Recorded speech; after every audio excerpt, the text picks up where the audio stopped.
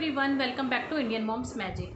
तो आज इस वीडियो में हम बात करेंगे कि बच्चों के लिए प्ले स्कूल जाना क्यों ज़रूरी है एंड डायरेक्ट नर्सरी में एडमिशन क्यों नहीं करवा सकते एंड बच्चे प्ले स्कूल में क्या क्या चीज़ें सीखते हैं, वो सारी बातें इस वीडियो में करेंगे। तो अगर आपका बच्चा प्ले स्कूल जाने वाला है या फिर आपने रिसेंटली अपने बच्चे का प्ले स्कूल में एडमिशन करवाया तो ये वीडियो आपके लिए काफ़ी यूज़फुल होगी।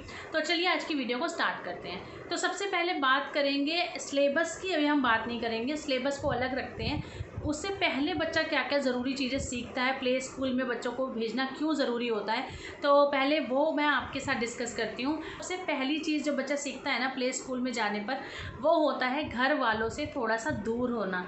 मतलब बच्चा हमेशा अपने मम्मी पापा के साथ, पेरेंट्स के साथ, दादा दादी, नाना नानी, घर में जितने भी जो भी और लोग होते हैं सबके साथ रहता है। कभी इसीलिए बच्चा सबसे पहली चीज़ सीखता है 2-2.5 घंटे अपने पेरेंट्स से दूर रहना। ये बहुत ही इंपॉर्टेंट होता है। अगर आप नर्सरी में डायरेक्ट एडमिशन करवाते हो तो आपने देखा होगा पहले बच्चे बहुत रो रो के स्कूल जाया करते थे। स्कूल के बाहर बच्चे इतना रो रहे होते थे, मतलब ऑलमोस्ट सब बच्चे ही रो रहे होते थे। तो इसीलिए बच्चे बहुत वहाँ पे एडजस्ट नहीं कर पाते नर्सरी में एकदम से, काफ़ी टाइम रोते हैं, पेरेंट्स को बुलाना पड़ता है, उनको वापस भेजना पड़ता है। तो ये सारी चीज़ें ना हो, इसके लिए होता है प्ले स्कूल। बच्चे वहाँ पे सीख जाते हैं 2-2.5 घंटे रुकना, और वो समझ जाते हैं कि हाँ ये स्कूल है, हमें डेली आना है। बच्चों की एक हैबिट बन जाती है। तो ये सबसे पहला पॉइंट होता है जो बच्चे सीखते हैं प्ले स्कूल में। दूसरी चीज़ जो बच्चे सीखते हैं ना, वो सीखते हैं बोलना, बातें करना, कम्युनिकेट करना। क्योंकि क्या होता है, घर में तो बच्चे बातें कर रहे होते हैं, बोलते भी हैं, बट बहुत सारे ऐसे बच्चे होते हैं जो लेट स्पीकर्स होते हैं, जो देर से बोलना स्टार्ट करते हैं। बहुत सारे 2-2.5 साल के बच्चे भी बात नहीं करते, बोलते नहीं हैं, और बहुत सारे पेरेंट्स की कंप्लेंट होती है कि हमारा बच्चा बोलता नहीं है। एंड सेम मेरे साथ भी था कि मेरा बेटा जो है वो लेट स्पीकर है, उसने देर से बोलना शुरू किया, बट जैसे ही मैंने उसका एडमिशन प्ले स्कूल में करवाया था ना, उसके विद इन 3-4 मंथ्स में वो इतना बोलने लग गया था, इतना बोलने लग गया था। तो ये बहुत ही एक अच्छी चीज़ होती है कि अगर आपका बच्चा लेट स्पीकर है, अगर आपको लग रहा है कि आपका बच्चा कम बोलता है या मतलब उतना बोलना स्टार्ट नहीं किया है, तो प्ले स्कूल में जाने से बहुत फ़र्क पड़ेगा। तो दूसरी चीज़ बच्चा ये सीखता है कि वहाँ पे जाकर के बातें करना, कम्युनिकेट करना, तो ये बच्चा सेकंड चीज़ सीखता है। तीसरी चीज़ जो बच्चे सीखते हैं वहाँ पे जाके खुद से खाना। अभी हम घर में बच्चों को खुद खिला रहे होते हैं, घर का कोई भी मेंबर बच्चों को खिला देता है, प्लेट लगाई बच्चों को खिला दिया। बट स्कूल में क्या होता है, वहाँ पे सिखाते हैं कि सब बच्चों के साथ बैठ के बच्चा अपनी प्लेट लेके स्पून से खुद खाता है। तो इस तरह से बच्चे ना खुद से खाना सीखते हैं, अपने हाथ से खाना सीखते हैं। बिकॉज नर्सरी में जब वो जाएंगे तो वहाँ पर जब अपना लंच ओपन करेंगे तो वो खुद से खा पाएंगे। तो ऐसा नहीं होगा कि टीचर्स को ही एक एक बच्चे को खिलाना होता है। तो ये चीज़ बच्चा प्ले स्कूल में सीख जाता है। ये चीज़ जो बच्चा सीखता है ना प्ले स्कूल में, वो होता है ग्रुप प्ले करना। अभी तक बच्चा घर में अकेला खेल रहा होता है या फैमिली मेम्बर्स के साथ प्ले करता है, या हम पार्क ले जाते हैं तो थोड़ा बहुत वो झूले वगैरह झूलते हैं बच्चे, तो ये सारी एक्टिविटीज़ बच्चे करते हैं। बट जब वो प्ले स्कूल में जाते हैं ना, तो वो वहाँ पे ग्रुप प्ले सीखते हैं कि हमें ग्रुप में कैसे खेलना है, और क्या बहुत सारी एक्टिविटीज़, ग्रुप एक्टिविटीज़ वो लोग करवाते हैं। तो जिससे बच्चा जो है वो अच्छे से ग्रुप प्ले करना सीख जाता है, और आगे चल के दूसरी क्लासेस में जब वो जाएगा, नर्सरी में जाएगा, तो इस तरह की प्रॉब्लम नहीं होती। क्योंकि नर्सरी में जब एडमिशन करवाते हैं ना, तो बच्चों का जो एक टेस्ट होता है, टेस्ट नहीं कह सकते, एक मॉक इंटरव्यू टाइप होता है, उसमें वो बच्चों को ग्रुप प्ले के लिए भी ले जाते हैं और देखते हैं कि आपका बच्चा ग्रुप प्ले करता है या नहीं।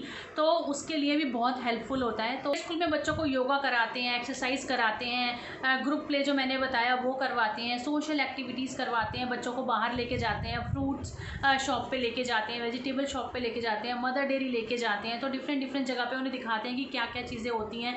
तो इस तरह से ना बच्चों का थोड़ा एक्सपोजर होता है, बच्चे देखते हैं जाके कि हाँ ये चीज़ ऐसे है, ऐसे होता है। तो बच्चों को इन सारी एक्टिविटीज़ में बहुत मज़ा आता है। सिंगिंग कराते हैं, डांसिंग कराते हैं, रोल प्ले करवाते हैं, एंड जो भी फेस्टिवल्स आते हैं उनको बहुत अच्छे से सेलिब्रेट करते हैं। तो बच्चे ना बहुत इन्जॉय भी करते हैं प्ले स्कूल में, एंड बहुत सारी चीज़ें सीखते भी हैं।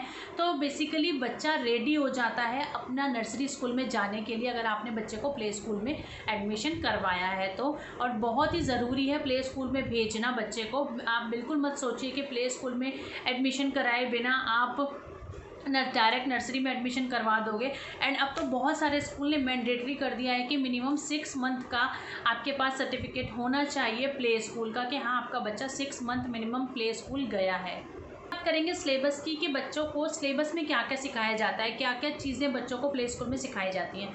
तो बच्चों को काउंटिंग सिखाते हैं विद रिकग्नाइजेशन, मतलब 1 2 3 4 5 6 7 8 9 10 ये तो एक रट्टा हो जाता है, लेकिन वो बच्चों को सिखाते हैं कि 1 नंबर दिखता कैसा है, 1 होता कैसा है, 2 कैसा होता है, देखने में कैसा होता है। तो रिकॉग्नाइजेशन करवाते हैं एंड बच्चों को काउंट के साथ भी ये चीज़ें सिखाई जाती हैं, जैसे कि 3 ऑब्जेक्ट रख देते हैं, ऑब्जेक्ट के साथ सिखाते हैं कि 3 ऑब्जेक्ट रख दिए, 1 2 3 कोई भी चीज़ रख दी, 3 बॉल्स रख दी, 2 बॉल्स रख दी, 5 बॉल्स रख दी। तो इस तरह से 10 तक वो बच्चों को काउंट करना सिखाते हैं। तो मेरा बेटा जब प्ले स्कूल में जा रहा तो 10 तक उसे आ गया था। अगर 10 ऑब्जेक्ट रखे हैं तो वो काउंट करके उसके अंदर बता सकता था कि 1 2 3 बॉल्स हैं, 1 2 3 4 5 स्टार्स हैं, 1 2 3 4 5 6 ऐसे करके। तो बच्चों को ये काउंट करके सिखाया जाता है एंड ऑब्जेक्ट के साथ वो लोग सिखाते हैं, बहुत ही प्ले वे स्टाइल में सिखाया जाता है। तो बच्चे बिल्कुल बोर भी नहीं होते हैं और सीख भी जाते हैं। इसी तरह से बच्चों को अल्फ़ाबेट सिखाए जाते हैं।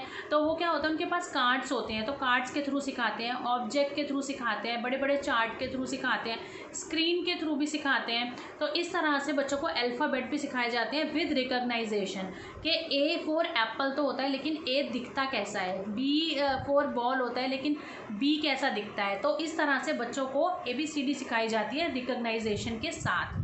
बच्चों को राइम्स सिखाई जाती हैं स्टार्टिंग में, थोड़ी इजी वाली राइम्स जो बच्चे इंजॉय भी करते हैं। तो या तो वो टीचर्स गा के खुद उन्हें सुनाती हैं, सिखाती हैं, या फिर वो प्ले कर देते हैं तो बच्चे सुनते हैं, इंजॉय करते हैं, या फिर स्क्रीन पे भी बच्चों को चला के दिखाते हैं। राइम्स विद रिसाइट्स कराते हैं, यानी कि मतलब राइम्स चला के बच्चों को बुलवाते भी हैं। जैसे एक लाइन मैम ने गाई, उसके बाद सेम लाइन बच्चे रिपीट करते हैं, फिर सेकेंड लाइन मैम बताते हैं उनको, फिर सेकेंड लाइन बच्चे रिपीट करते हैं। तो इस तरह से बच्चों को राइम्स सिखाई जाती है एंड बोलना सिखाया जाता है। राइम्स बच्चों को इस तरह जब रिपीट होती हैं तो याद भी हो जाती हैं। एंड बच्चों को फ्रूट्स एंड वेजिटेबल्स नेम सिखाए जाते हैं जो कि विद कलर आइडेंटिफिकेशन, यानी कि मतलब अगर A फॉर एप्पल है तो वो दिखाते हैं बच्चों को कि रेड कलर का एप्पल होता है, रेड कलर है ये।